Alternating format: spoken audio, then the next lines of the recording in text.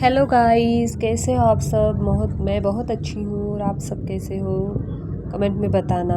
और हम अभी जा रहे हैं एअरपोर्ट के लिए, कारण का आम्हाला जायचं आहे गावाला, त्याच्यामुळे मी एअरपोर्टला जात होतो।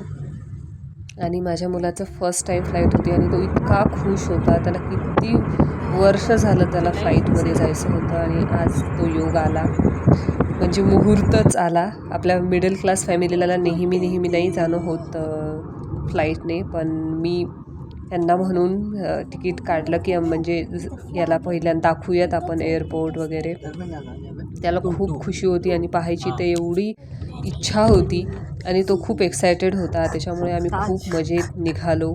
आणि तो किती दिवस झाला वाट पाहत होता या दिवसाची आणि व्हॅकेशनची। मग व्हॅकेशन लागल्यानंतर आम्ही निघालो आणि हे बघा असं काहीसं एअरपोर्ट होतं, किती चमचम इतकं छान वाटत होतं। आणि सकाळी निघालो होतो, त्याच्यामुळे हवा पण इतकी फ्रेश होती, खूप छान वाटत होतं। आणि स्वामी समर्थांच्या कृपेमुळेच मला तर वाटतं हा दिवस माझ्या आयुष्यात आला आहे की आम्ही फ्लाईटमध्ये चाललो आहे। आणि स्वामी समर्थ महाराज माझ्या नेहमीच पाठीशी आहेत। आणि हे बघा किती छान होतं सगळं।